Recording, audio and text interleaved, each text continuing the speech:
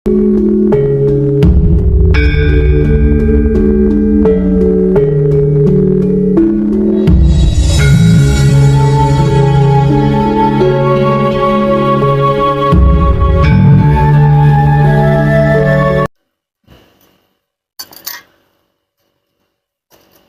yang mengalami kesulitan? Ayo cepet jawab. Ada nggak yang mengalami kesulitan? Nggak ada. Malam ini ada yang di Patrap sama di Manunggal Jati? Ada.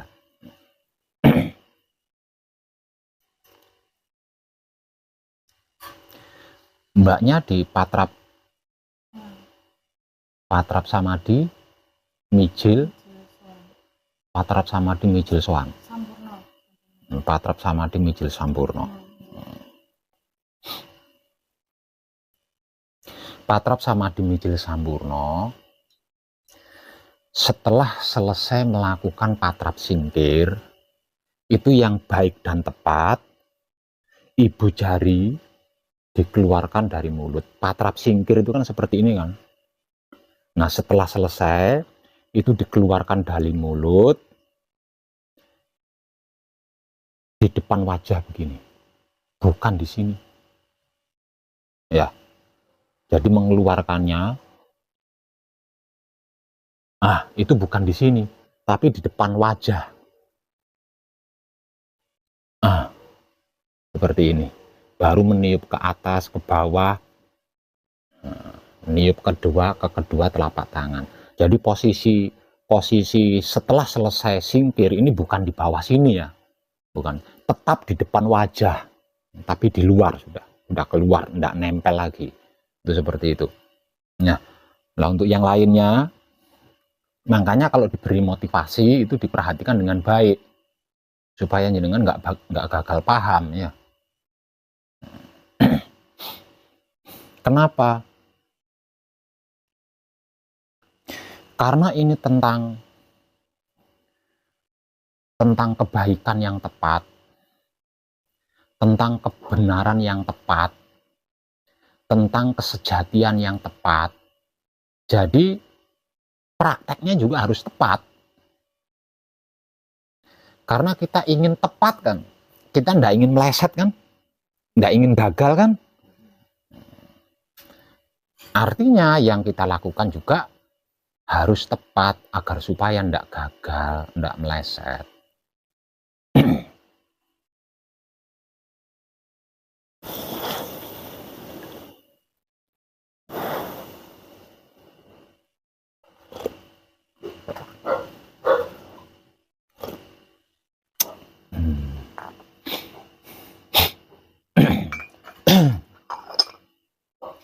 Paham ya?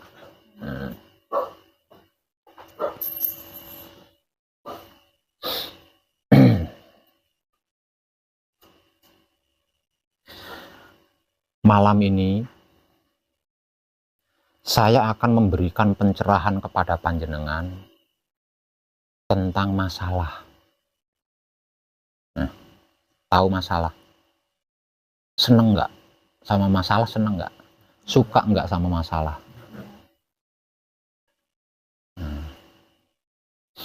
Lah, malam ini saya akan memberikan pencerahan kepada panjenengan, khususnya yang sedang ada di sini, yaitu tentang masalah.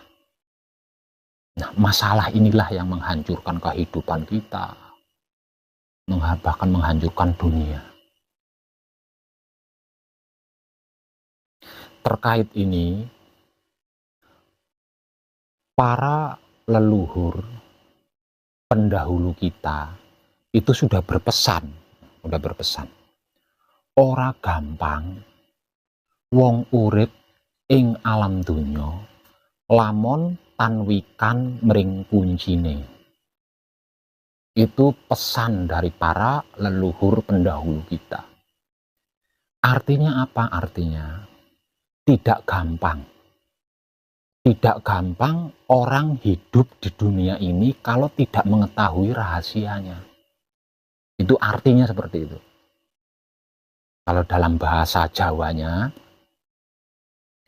ora gampang wong urip ing alam dunya lamun tanwikan mring kuncine.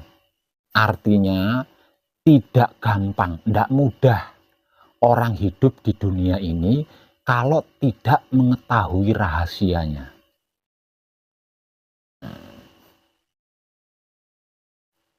Itu pesan leluhur para pendahulu kita.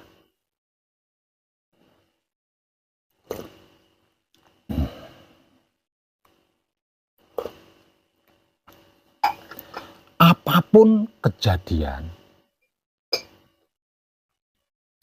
di dunia ini yang kita alami atau yang dialami oleh makhluk-makhluk lain, tanpa terkecuali itu ya, semuanya, segalanya, seluruhnya, itu sesungguhnya proses perjalanan hidup. Yang suka tidak suka, dia akan tetap terjadi. Karena itu proses perjalanan hidup. Kita suka proses perjalanan hidup, kalau kejadiannya A tetap A, kita tidak suka kalau proses perjalanan hidup ini A ya tetap A lah kejadiannya. Nah kalau sudah seperti itu, letak masalahnya di mana? Letak masalahnya itu ada di kurang mengertinya kita, di kurang pahamnya kita, di kurang taunya kita. Bahkan tidak sedikit yang tidak mengerti, tidak memahami, tidak mengetahui kan. Kurang atau tidak mengertinya kita, tidak memahaminya kita, tidak mengetahuinya kita tentang proses perjalanan hidup inilah yang menjadikan kita tidak bisa berwahyu pancalaku. Nah, tidak bisa berwahyu pancalaku, artinya tidak bisa pasrah sama Maha Suci, tidak bisa menerima keputusan Maha Suci, apalagi sampai mempersilahkan Maha Suci. Seperti itu.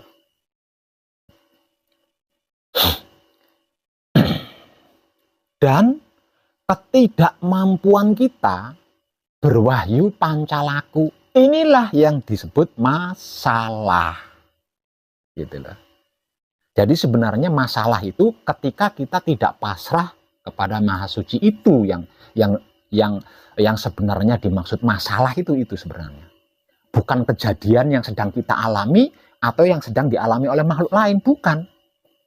Tapi tentang ketidakmampuan kita pasrah atau berserah diri kepada Maha Suci. Ketidakmampuan kita menerima keputusan-keputusan Maha Suci.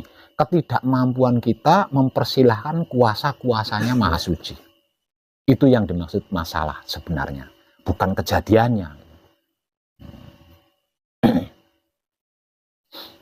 Lah, tentang ini leluhur kita berpesan seperti yang sudah saya katakan tadi, yaitu ora gampang wong urip ning alam dunya lamun tanwikan mring kuncine.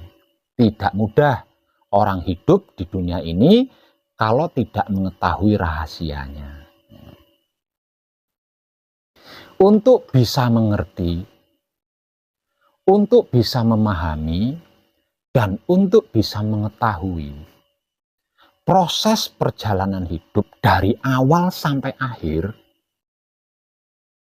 ini dibutuhkan wahyu pancalaku atau iman.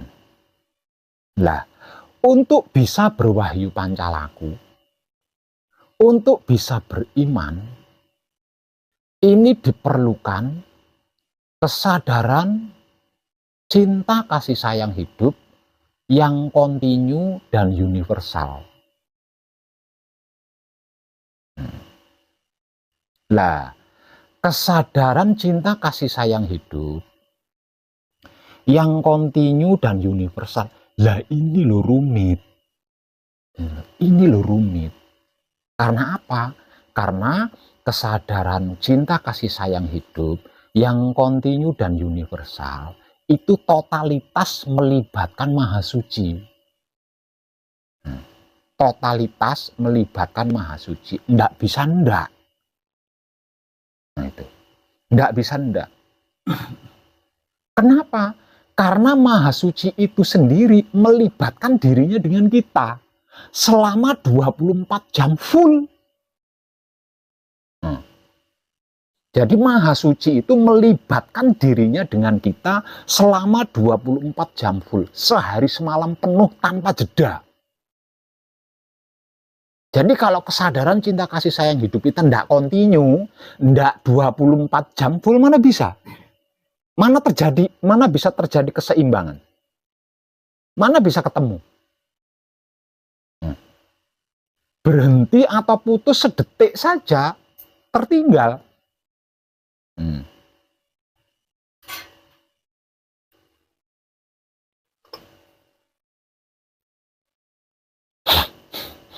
Kan?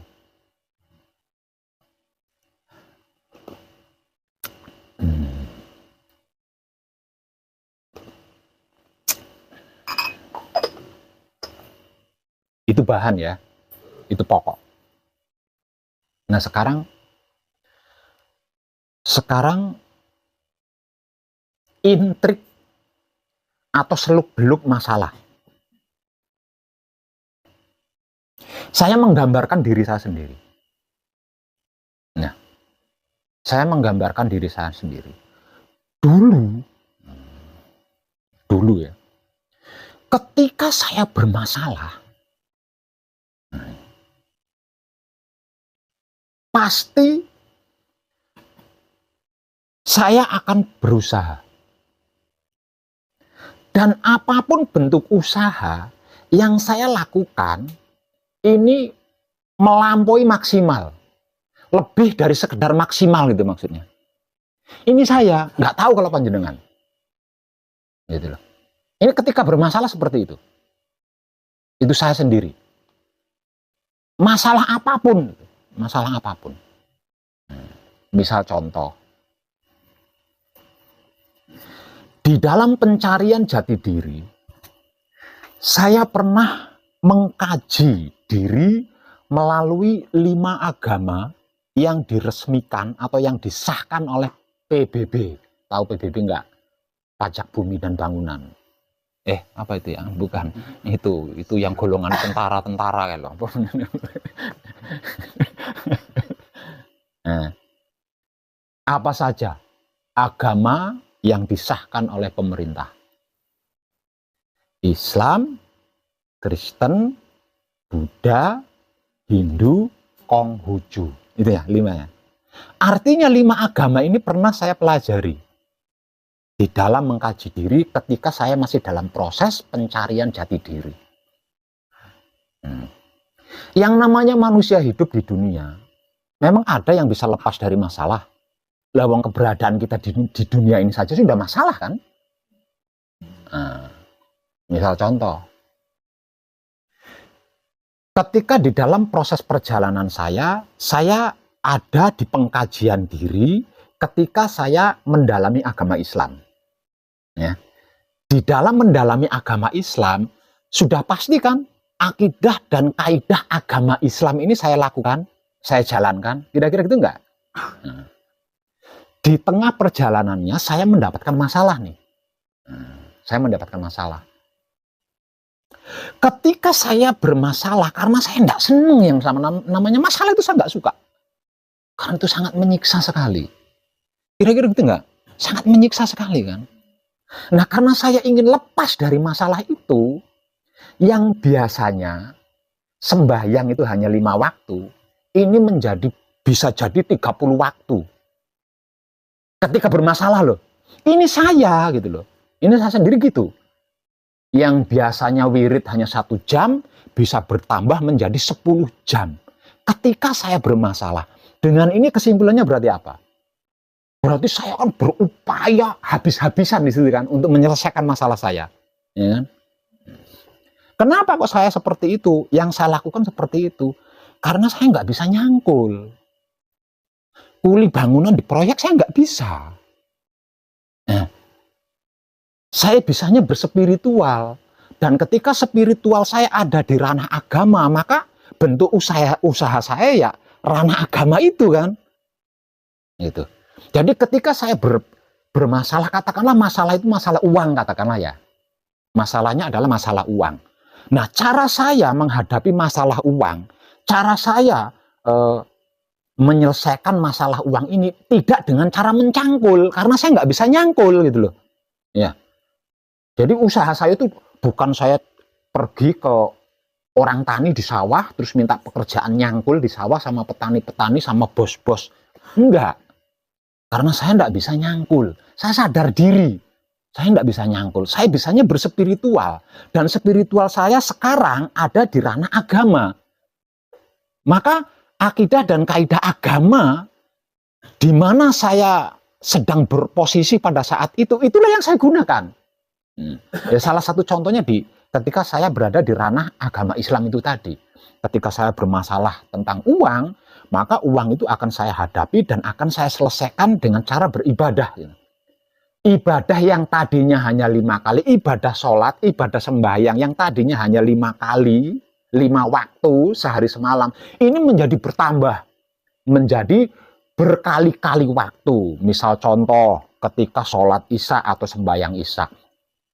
Sebelum sholat isya, saya melakukan sholat sunnah dulu. Sesudah sholat isya, saya melakukan sholat sunnah dulu. Begitu juga ketika sholat subuh. Sebelum sholat subuh, saya melakukan sholat sunnah dulu. Sesudah sholat subuh, saya melakukan sholat sunnah dulu. Belum nanti ketambahan sholat duha. Belum nanti ketambahan sholat hajat. Belum nanti saking kepengennya selesai masalahnya. Ya. Karena saya nggak suka gitu loh sama masalah. Itu saya sendiri. Nggak tahu kalau orang lain. Gitu. Kira-kira panjenengan gitu nggak?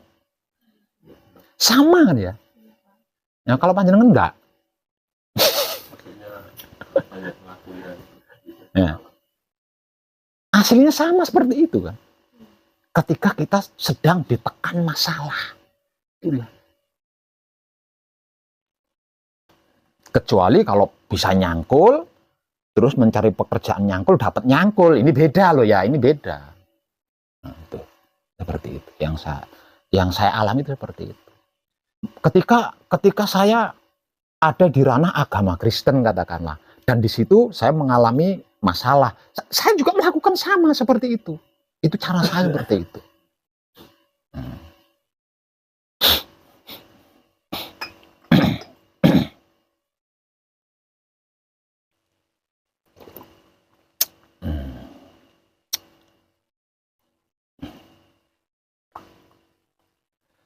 Setelah proses pencarian saya selesai dan saya berada di ranah manunggal jati, bukan berarti di posisi yang sedang saya tempati ini saya tidak punya masalah loh. Ya, tetap saya punya masalah loh, saya masih ada di dunia ini kok. Saya tetap punya masalah, ada kalanya saya menghadapi masalah, kedatangan masalah dan lain sebagainya. Lah dikarenakan saya ada di ranah ini, ranah merdeka, ranah yang melintasi seluruh agama, ranah yang melampaui seluruh agama, ranah yang merdeka, tidak terikat oleh apapun. Ya saya menggunakan wahyu pancagaib semaksimal mungkin ketika bermasalah. Bahkan melampaui maksimal ketika bermasalah itu. Gitu. Jadi nggak leha-leha gitu, nggak. Satu. Nah terus tidak menggunakan cara agama, tidak menggunakan cara ilmu, tidak menggunakan cara semua itu tidak saya gunakan. Saya gunakan wahyu pancagaib karena saya berada di ranah wahyu pancagaib. Gitu.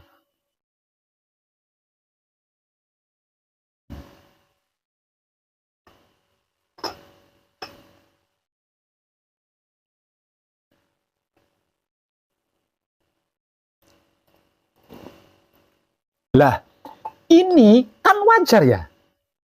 Wajar kan? Lah harusnya ini dilakukan oleh seluruh manusia. Oleh seluruh manusia. Apalagi di dalam pengkajian diri yang sedang kita praktekkan bersama ini.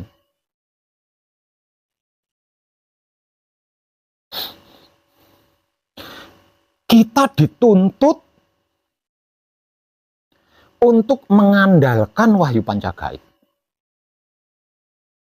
Kita dituntut untuk meyakini, mempercayai wahyu pancagaib.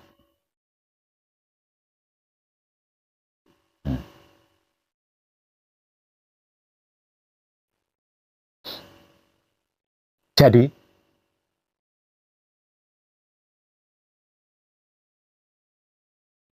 kalau tidak 100% memanfaatkan waktunya hanya untuk mempraktekkan wahyu pancagaib menggunakan sikap dan sifatnya wahyu pancagaib itu sendiri, yaitu wahyu pancalaku atau iman, khususnya ketika bermasalah, berarti panjenengan main-main di situ.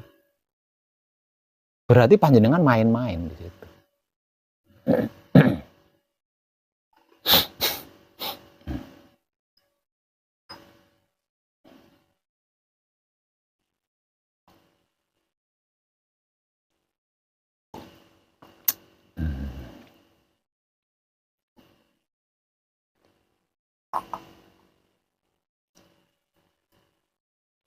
Jadi,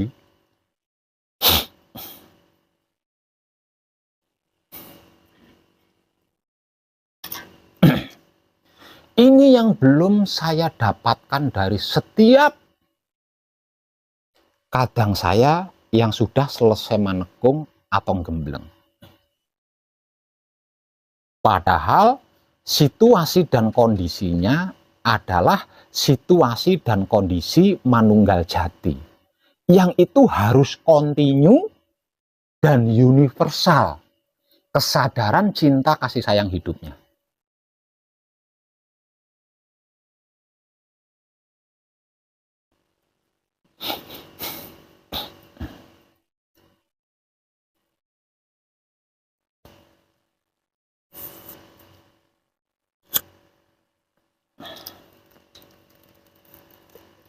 Beberapa tahun yang lalu, saya pernah membuat konten video tentang ini.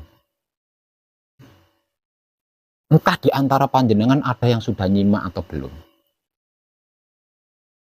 Saya singgung sedikit.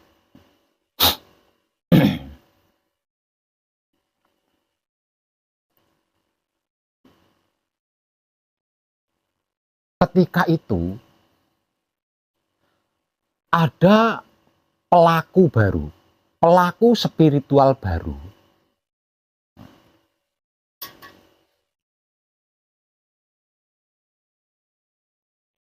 Yang sedang melakukan pengkajian diri menggunakan wahyu pancagaib. Pada waktu itu, dia baru hafal bacaan kunci plus patrapnya. Sedangkan bacaan-bacaan lainnya itu baru berusaha menghafal.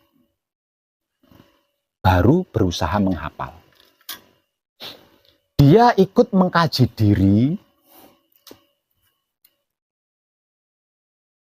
dengan jalan manunggal, yaitu mempraktekkan wahyu pancagaib menggunakan sikap dan sifatnya wahyu pancagaib itu sendiri, yaitu wahyu pancalaku atau iman. Itu dikarenakan terlilit hutang. Awalnya, ya, terlilit hutang.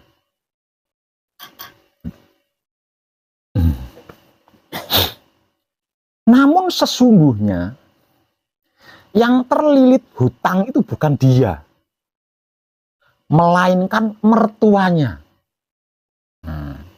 Jadi ceritanya, mertuanya ini pinjam uang di bank dengan jaminan sertifikat tanah plus rumah untuk modal usaha. Namun di dalam berusaha gagal, sehingga tidak bisa mengembalikan hutang di bank ini tadi. Di dalam prosesnya, pihak bank akan menyegel tanah dan rumah yang sedang ditempati. Kemudian si mertua ini menuntut menantunya yang tidak memiliki pengalaman kerja agar supaya berpenghasilan untuk menutup hutang di bank tersebut.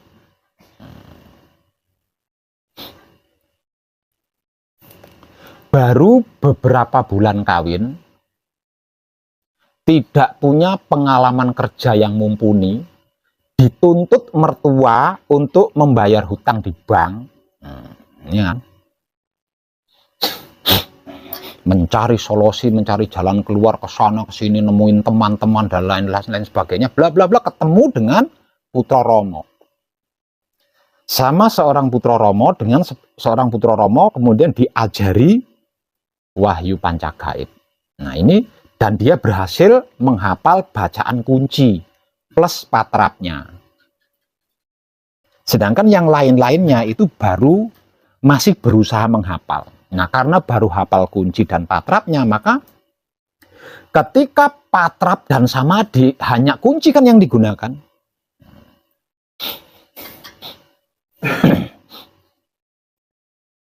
Selang beberapa minggu kemudian, ketika dia sedang patrap kunci di rumahnya, ini masih ikut mertua ini ceritanya. Mertuanya dapat telepon dari bank, kalau hari ini tidak bisa melunasi, maka besok pihak petugas bank akan datang nyegel rumah.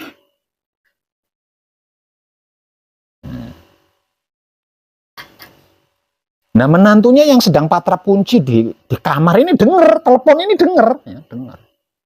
Selesai telepon, mertua ini langsung gedor pintu. Dikiranya sedang kelonan sama anaknya, padahal sedang patrap kunci. Pintunya digedor-gedor, ngamuk. Kalau kamu tidak bisa melunasi hutang bapak di bank, cerai sama istri saya, sama anak saya. Keluar dari rumah ini. Seperti apa itu? Menurut perasaan jenengan itu, rasanya seperti apa?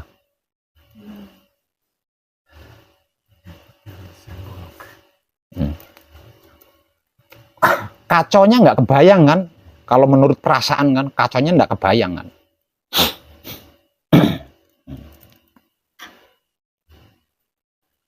Pengalaman kerja tidak punya, ijazah sekolah nggak punya, surat nikah juga baru jadi beberapa bulan. Menghadapi seperti itu, dia hanya punya kunci. Hanya punya kunci. Maka masalah sebegitu rumitnya untuk ukuran dia seorang anak muda pada saat itu ya. Untuk menghadapi masalah itu, untuk menyelesaikan masalah itu, seluruh waktunya itu hanya digunakan untuk patrap kunci. Dia pamitan sama istrinya untuk tidak mengganggu keberadaannya di dalam kamar. Karena dia tidak akan pernah keluar dari kamarnya kalau hutangnya bapak di bank belum lunas.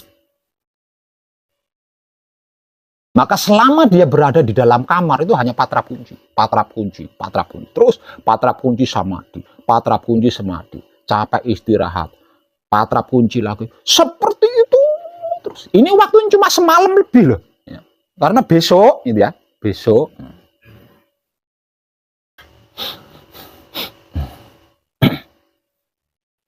Karena dia merasa tidak bisa apa-apa, tidak punya apa-apa selain bacaan kunci. Dan pada waktu itu dia baru dikasih pemahaman kalau kunci itu bacaan gitu ya. Dia belum tahu sejatinya kunci ini apa, dia belum tahu. Dia baru saja hafal kan. Bahkan sampai-sampai dia itu mengeluarkan sebuah prinsip. Kalau bacaan kalau doa ini, menurut dia kan doa kan, kalau doa ini tidak bisa menolong saya, maka akan saya tinggalkan. Tapi kalau doa ini bisa menolong saya dari masalah ini, apapun yang terjadi, saya akan bersama doa ini.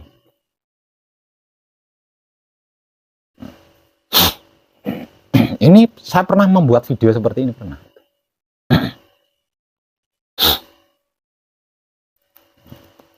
Jadi dari siang sampai semalam suntuk itu dia hanya patrap kunci samadhi, patrap kunci samadhi, begitu tok. Ngertinya mertuanya ini apa, menantunya ini sedang keluar usaha, nggak tahu kalau menantunya ada di dalam kamar itu, nggak tahu.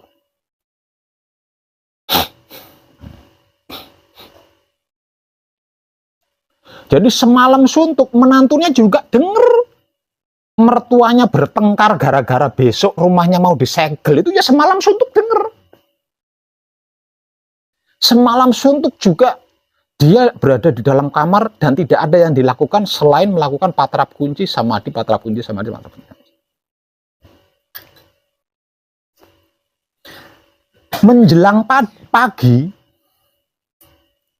ketika bersamadhi setelah melakukan patrap kunci, saking lelahnya kan, lelah pikir, lelah semuanya, lelah semua dengan masalah seperti seorang anak muda menghadapi seperti itu kan. Nah, menjelang pagi dia les ketiduran di situ. Ketiduran. Dia terkejut bangun ketika ada pihak bank datang.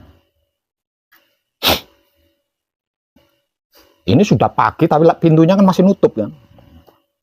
Nah, jadi petugas datang itu assalamualaikum, permisi, itu keliling rumah, digedorin semua rumahnya, keliling rumahnya, permisi, kan kaget akhirnya. Kaget terbangun.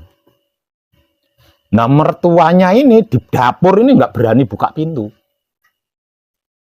Sembunyi di dapur, nggak berani buka pintu.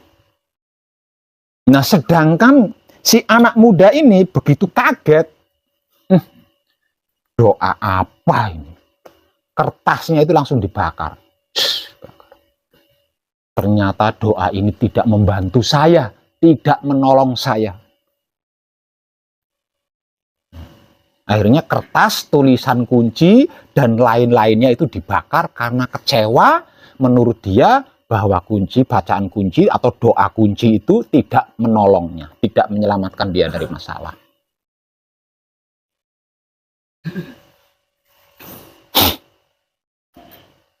Karena di luar rame, akhirnya dia nekat membuka pintu. Nekat membuka pintu dan mempersilahkan petugas bank masuk. Ternyata petugas bank itu meminta tanda tangan pelunasan. Bukan mau nagih hutang, karena utangnya di bank itu udah lunas.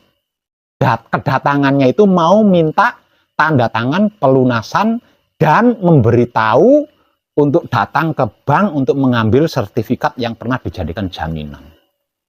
Langsung pingsan dia di situ. Itu saya pernah membuat video seperti itu.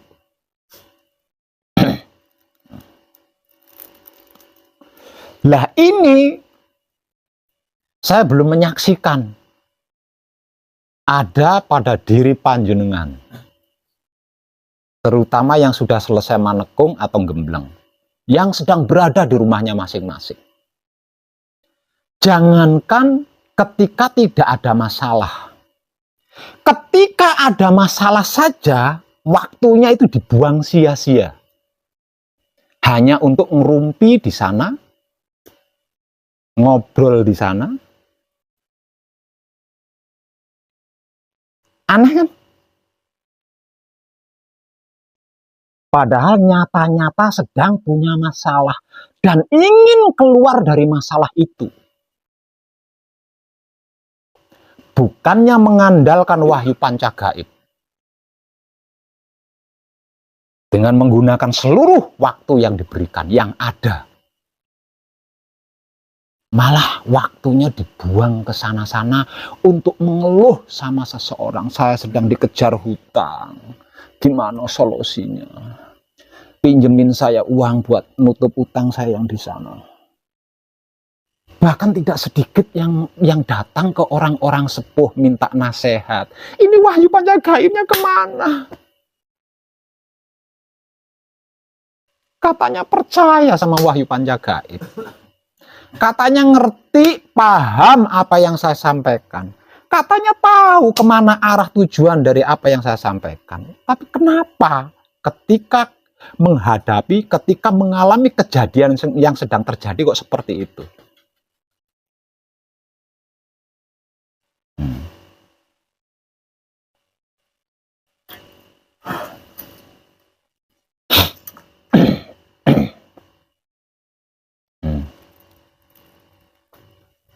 Katanya sudah capek. Katanya sudah capek.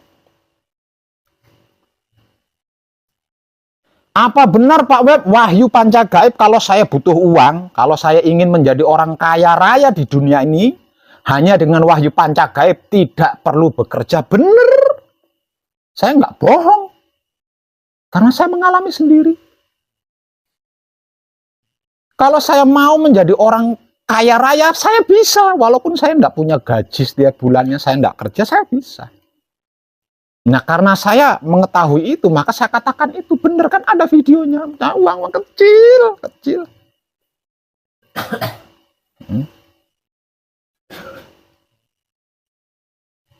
Tapi ketika saya berbicara di dalam video itu, kalau mau kaya raya kecil, hanya dengan wahyu panca gaib bisa beres kecil. Jangan kata-kata saya itu yang dipantengin. Penjelasan lainnya itu loh, simak. Penjelasan selanjutnya setelah saya berkata-kata itu loh, simak baik-baik. Nah, kalau cara panjenengan ketika menghadapi masalah, mencari bantuan teman ke sana, mencari solusi ke sana, ya tidak akan bisa menjadi orang kaya walaupun wahyu panca gaib yang digunakan. Tapi kalau lakunya panjenengan seperti anak muda yang mertuanya ditagih bank tadi, saya jamin bisa kaya kalau lakunya panjenengan seperti itu. Karena memang wahyu panca gaib lakunya seperti itu. Nah, wahyu panca gaib lakunya seperti itu. Nggak bisa kita buang-buang waktu. Orang awam, prinsipnya orang awam, waktu itu adalah, kalau kita buang waktu, berarti kita buang. Nah, kalau kita buang uang, bagaimana mungkin kita bisa punya uang? Jangan pernah menyia-nyiakan waktu. Orang awam aja prinsipnya seperti itu. Gitu loh. Itu orang awam loh.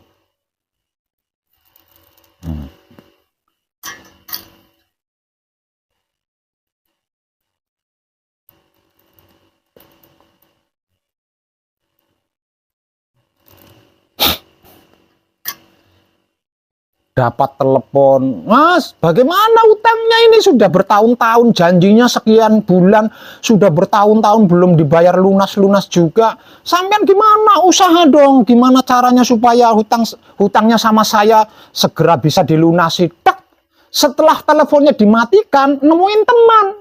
Bro, aku habis ditagih hutang ini, gimana solusinya bro? Loh lah, wahyu panca gaibnya kemana ini? Wahyu panca gaibnya kemana?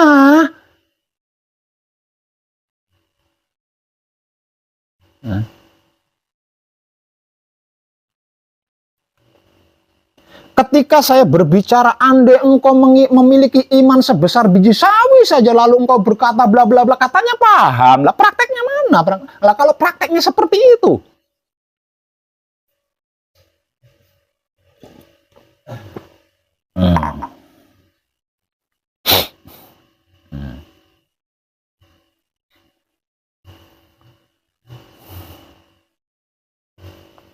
Karena sudah selesai manekung, karena sudah selesai gembleng, dan masih ingin berada di sini dikarenakan di rumah punya masalah. Jadi pulang itu ragu.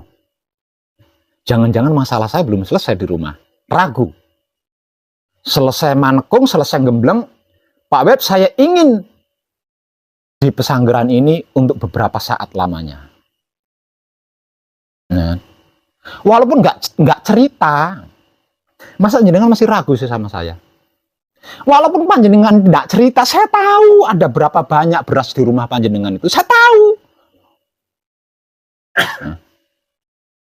Karena berangkat manekung, ninggal masalah, selesai manekung, selesai gembleng, ada keraguan kan, jangan-jangan masalah saya di rumah yang saya tinggal kemarin belum selesai nih.